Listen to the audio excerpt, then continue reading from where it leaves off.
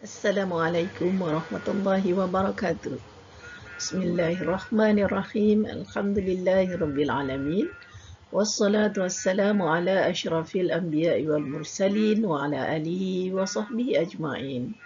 Qala rabbi shrah li sadri wa yassir li amri wa hlul 'uqdatam min lisani yafqahu qawli. Subhanaka la ilma lana illa ma 'allamtana innaka antal alimul hakim. Wala haula wala quwata illa billahil aliyil azim. Kelas kita pada hari ini adalah kelas Faraid Darjah Khas, pelajaran yang kedua, tajuk waris. Waris ialah orang yang berhak menerima harta peninggalan si mati. Apabila seorang mati meninggalkan harta, hartanya akan dibahagikan kepada waris-waris yang ditinggalkan mengikut bahagian masing-masing. Ada 4 sebab pewarisan. Sebab pewarisan ataupun sebab yang membolehkan seseorang itu menerima harta pusaka. Yang pertama ialah dengan sebab pernikahan. Kerana hubungan suami isteri membolehkan mereka saling mewarisi. Sebelum berlaku sebarang pernikahan, seseorang itu tidak boleh saling mewarisi kerana mereka tidak ada sebarang hubungan. Dengan sebab pernikahan, apabila mereka mendirikan rumah tangga, maka suami dan isteri boleh saling mewarisi antara satu sama lain. Sebab yang kedua ialah dengan sebab kerabat. Apakah yang dimaksudkan dengan kerabat? Kerabat adalah ada pertalian nasab, seperti bapa dan anak. Mereka boleh saling mewarisi kerana mereka disebut sebagai waris. Namun begitu, ada waris yang tidak boleh mempersakai kerana mereka termasuk dalam golongan waris zawil arham. Nanti kita akan lihat siapakah sebenarnya waris kerabat zawil arham ini. Sebab pewarisan yang ketiga ialah dengan sebab wala'. Maksud wala' ialah tuan yang memerdekakan hamba.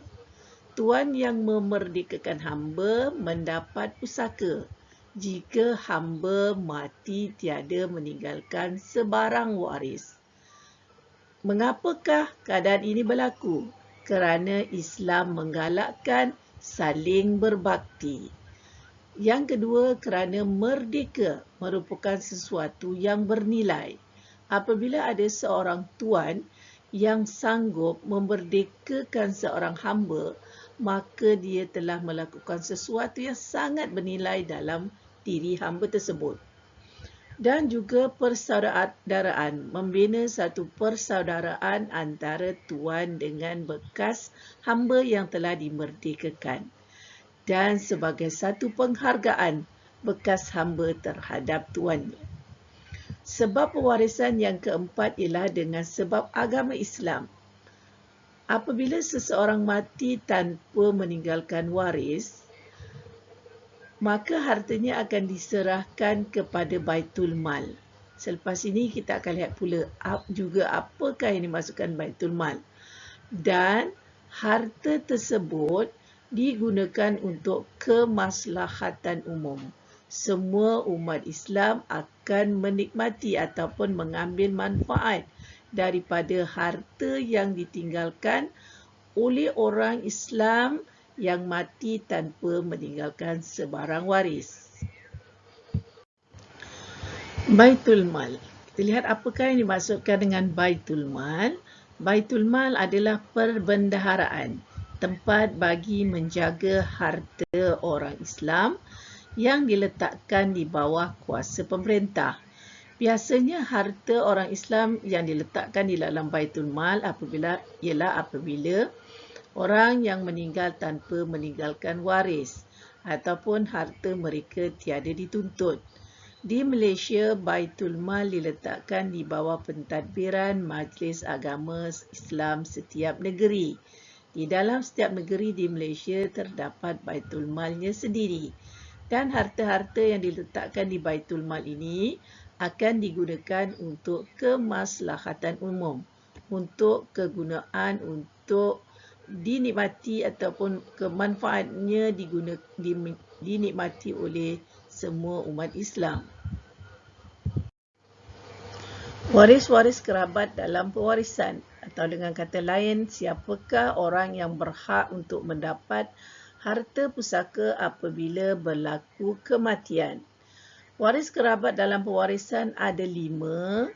Yang pertama ialah yang dikenali tergolong dalam golongan ashabul furud. Yang kedua ialah waris yang tergolong dalam golongan asabah. Yang ketiga ialah waris zawil arham. Yang keempat, waris dalam golongan hujub ataupun mahjub. Dan yang kelima ialah waris yang tergolong dalam golongan mawani'ul irs. Kita ulang semula, waris kerabat dalam pewarisan ada 5. Yang pertama ialah golongan ashabul furud. Yang kedua ialah golongan asabah. Yang ketiga ialah waris kerabat golongan zawil arham. Yang keempat, waris kerabat golongan hujubun ataupun mahjub. Dan yang kelima ialah waris kerabat golongan mawani'ul irs. Siapakah waris kerabat ashabul furud? Waris kerabat ashabul furud ialah waris yang boleh menerima harta pusaka berdasarkan furud. Furud ialah kadar yang telah ditetapkan oleh syarak. Maksud ditetapkan oleh syarak ialah bahagian ini telah pun dinyatakan oleh Allah Subhanahu Wa Taala di dalam Al-Quran. Ada 6 jenis furud ataupun 6 bahagian furud atau fardu di dalam Al-Quran. Yang pertama ialah bahagian 1/2, 1/4, 1/8, 2/3, 1/3 dan 1/6. Allah Subhanahu Wa Taala telah menetapkan waris-waris kerabat yang berhak mendapat 1/2, 1/4, 1/8, 2/3, 1/3 dan 1/6 ini di dalam Al-Quran. Siapa pula waris asabah? Waris asabah ialah waris yang telah ditentukan untuk mendapat harta pusaka dengan cara taksib. Taksib bermaksud waris harta pusaka mewarisi harta pusaka dengan salah satu daripada cara berikut. Waris golongan asabah ini boleh mendapat harta dengan 2 cara. Yang pertama ialah ambil semua harta jika si mati tiada waris lain, yakni tiada waris yang tergolong dalam ashabul furud. Jadi waris asabah boleh ambil semua harta si mati. Yang kedua ialah dengan mengambil baki harta yang ditinggalkan setelah waris lain, yakni waris ashabul furud mengambil bahagian masing-masing. Apabila waris ashabul furud telah mengambil bahagian masing-masing dan sekiranya masih ada lagi baki harta tersebut, maka waris asabah boleh mengambil harta tersebut. Baki yang ditinggalkan. Sekiranya sedikit baki yang ditinggalkan, sedikitlah harta yang waris asabah ini dapat. Sekiranya banyak baki harta yang ditinggalkan, maka banyaklah harta yang diperolehi oleh waris asabah. Siapa pula waris zawil arham? Waris zawil arham ialah waris yang tidak mendapat harta sama ada dengan 2 jalan, iaitu jalan furud, yakni bahagian tertentu, dan yang kedua yakni dengan jalan taksib, yakni ambil baki harta. Ini bermaksud waris zawil arham tidak akan langsung mendapat harta peninggalan si mati. Sama ada dengan jalan fardu yang pertama tadi, iaitu dengan bahagian ataupun mengambil asabah. Waris kerabat seterusnya ialah waris hajbun ataupun mahjub. Waris hajbun ini terhalang atau terdinding daripada mendapat harta pusaka si mati dengan sebab tertentu. Golongan waris kerabat seterusnya ialah waris mawani'ul irs. Maksudnya ialah waris yang ada pada dirinya, perkara yang menegah daripada mempersakai harta pusaka. Biasanya golongan waris mawani'ul irs ni, pada asalnya dia boleh mendapat harta. Tetapi disebabkan beberapa perkara, daripada mendapat harta, mereka terhalang daripada mendapat harta tersebut. Contohnya seperti berlainan agama. Apabila waris dan pewaris berlainan agama, maka mereka akan tergolong dalam golongan mawani'ul irs. Itu ada sesuatu yang menegah ataupun ada sesuatu yang menghalang daripada mereka mempersakai harta pusaka. Baik, di sini adalah waris lelaki yang berhak mendapat harta pusaka ataupun waris dari kalangan lelaki yang boleh mendapat harta pusaka. Kita tumpukan perhatian pada si mati. Kedudukan si mati di sini, apabila seorang mati, maka hartanya akan diwarisi dari kalangan lelaki ialah yang pertama sekali anak lelaki. Selepas anak lelaki adalah cucu lelaki dari anak lelaki. Yang ketiga, waris lelaki yang ketiga ialah bapa. Kalau kita lihat dalam situasi diri kita, apabila berlaku kematian, orang yang pertama sekali berhak menerima waris dari kalangan lelaki ialah anak lelaki. Selepas anak lelaki, cucu lelaki daripada anak lelaki. Yang ketiga ialah bapa. Bapanya berhak menerima harta pusaka. Yang keempat ialah datuk sebelah bapa. Datuk sebelah ibu, dia tak nyatakan di sini. Kemudian seterusnya kita lihat siapakah yang kelima. Pergi ke sebelah sini.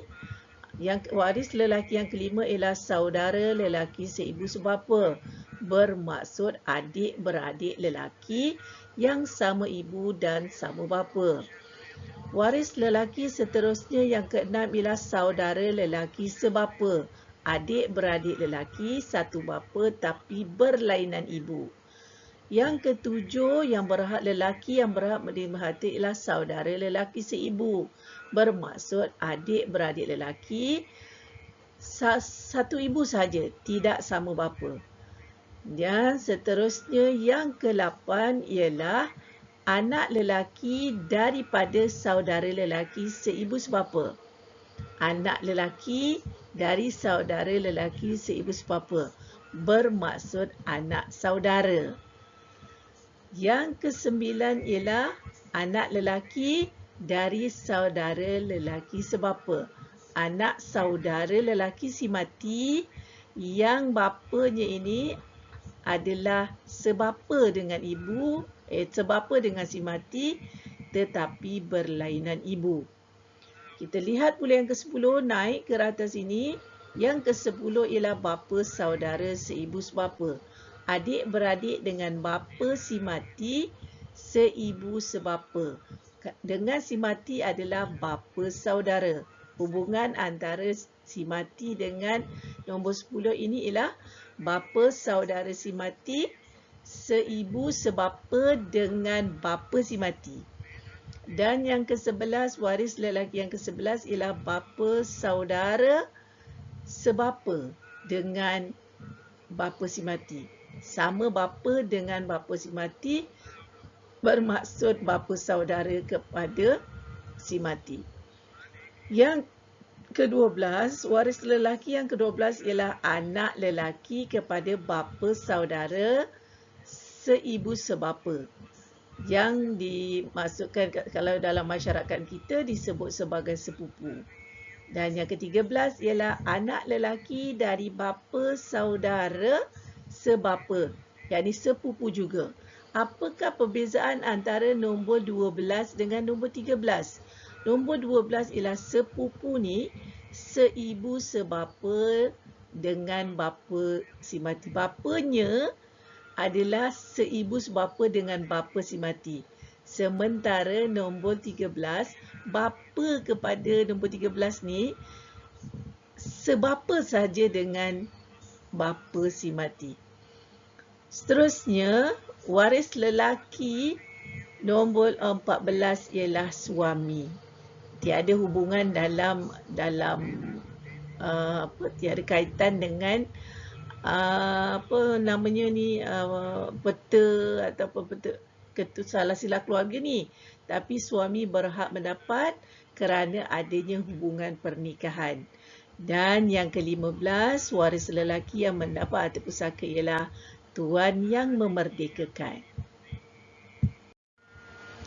Seterusnya kita lihat pula waris perempuan yang mendapat harta pusaka. Waris perempuan yang mendapat harta pusaka cuma ada 10. Jika dibandingkan dengan lelaki tadi, kita ada 15. Tetapi bagi waris perempuan ada 10. Yang pertama, kita lihat skop pada si mati ini. Sekiranya si mati meninggal dunia, waris perempuan yang berhak mendapat harta pusaka nombor 1 ialah anak perempuan. Yang kedua, cucu perempuan tetapi dari anak lelaki. Cucu perempuan dari anak perempuan tidak termasuk dalam golongan waris perempuan yang mendapat pusaka. Dan waris perempuan seterusnya yang ketiga ialah ibu. Apabila anak meninggal dunia, ibu berhak untuk mendapat harta pusaka anak. Dia duduk dalam yang ketiga.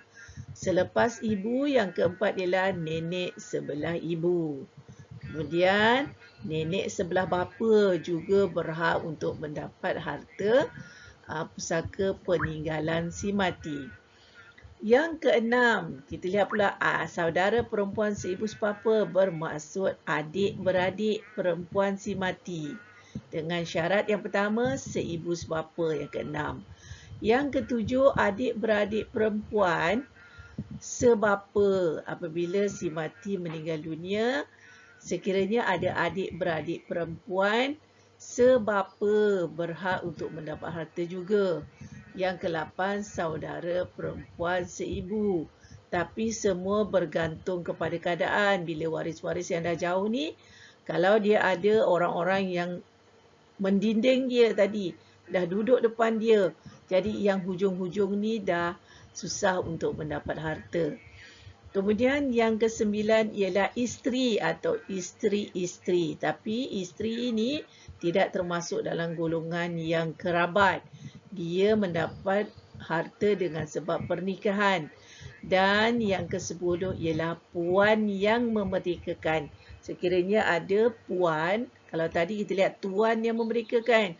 Ini sekiranya yang memerdekakan itu adalah seorang perempuan, puan yang memerdekakan juga berhak mendapat harta yang ditinggalkan oleh hamba yang telah dimerdekakannya.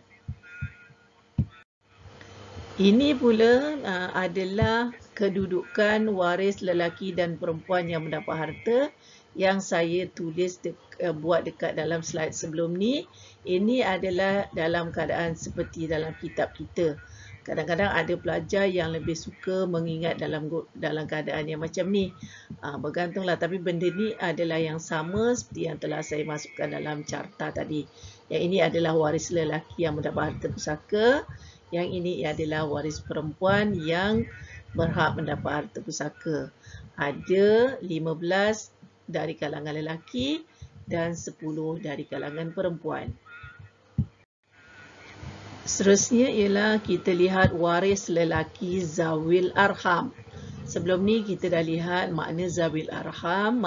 Makna zawil arham ialah waris yang tidak berhak mendapat harta, walaupun dia duduk dalam kalangan kerabat. Yang pertama, sini kita lihat si mati. Siapa dia si mati di sini? Siapakah waris zawil arham yang tak boleh dapat? Cucu lelaki daripada anak perempuan.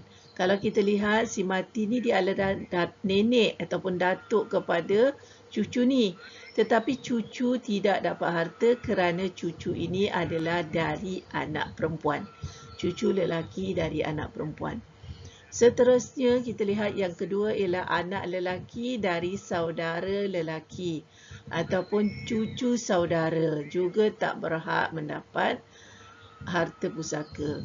Yang ketiga, zawil arham yang ketiga ialah anak lelaki dari saudara perempuan atau disebut sebagai cucu saudara daripada adik-beradik perempuan. Yang keempat, tak berhak mendapat harta ialah anak lelaki bapa saudara seibu sebapa si mati. Yang keempat di sini, bapa saudara seibu dengan bapa si mati. Bapa saudara si mati tak berhak dapat harta, tapi dari sebelah ibu. Yang kelima, anak saudara, anak kepada bapa saudara ni. Anak lelaki dari bapa saudara seibu dengan bapa si mati. Yang keenam, datuk sebelah ibu juga zawil arham. Dan yang ketujuh ialah bapa saudara sebelah ibu tidak berhak untuk mendapat harta pusaka, atau dengan kata lain tergolong dalam waris lelaki zawil arham. Seterusnya ialah waris perempuan zawil arham. Waris perempuan yang memang tidak akan mendapat harta daripada si mati. Yang pertama ialah mak saudara sebelah bapa. Mak saudara tergolong sebelah bapa zawil arham. Yang kedua, mak saudara sebelah ibu. Yang ketiga, cucu perempuan dari anak perempuan. Yang keempat, ibu kepada datuk, maksudnya nenek. Nenek kepada nenek, ibu kepada datuk. Kemudian seterusnya yang kelima ialah anak perempuan bapa saudara, yakni sepupu perempuan. Yang keenam, anak perempuan dari saudara lelaki, yakni anak saudara. Anak adik-beradik lelaki, anak adik-beradik si mati yang lelaki. Dan yang ketujuh ialah anak perempuan dari saudara perempuan, anak saudara daripada adik-beradik yang perempuan. Jadi ada 7 golongan waris perempuan zawil arham, yakni tidak boleh mendapat harta. Baik, yang ini pula adalah yang tadi seperti dalam kitab ni, saya ambil dalam kitab, saya letakkan kat sini. Sekiranya ada pelajar yang nak menghafal ataupun nak ingatkan dalam bentuk susunan 1 hingga 7 seperti ini. Waris lelaki zawil arham. Dan yang ini ialah waris perempuan zawil arham. Sama seperti dalam carta yang telah saya nyatakan sebelum dalam slide sebelum ni. Alhamdulillah, selesai sudah kelas kita untuk kali ini, iaitu tajuk waris. Dan suka saya nyatakan bahawa mata pelajaran ini, pelajaran faraid ini merupakan satu pelajaran yang sangat sukar. Dan ramai pelajar yang mengambil jalan mudah dengan mengatakan bahawa tak sukalah nak ambil sangat sebab dia susah. Tapi kita kena ingat bahawa belajar ilmu faraid ni merupakan satu fardu kifayah. Pelajar-pelajar yang belajar ilmu ini telah kita bantu masyarakat kita terlepas daripada tuntutan fardu kifayah. Semoga dengan usaha yang kita lakukan, walaupun ilmu ini agak sukar, tapi ada kebaikan yang kita akan dapat nanti. Dan semoga Allah bukakan pintu hati semua pelajar-pelajar dapat menerima pelajaran ini dengan sebaiknya dan akan dapat kita laksanakan dalam kehidupan kita di masa akan datang.